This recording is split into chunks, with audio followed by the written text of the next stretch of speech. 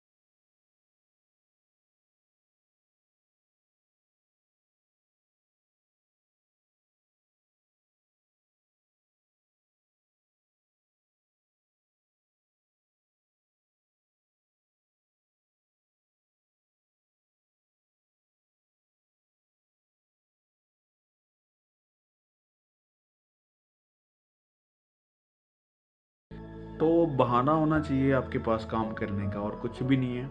आपके अंदर ही है मोटिवेशन। मैं मोटिवेशनल टॉक नहीं कर रहा हूँ, लेकिन मैं आपको बता रहा हूँ कि हम किस तरीके से हम जुड़ सकते हैं वर्क में। Thank you so much for watching this video.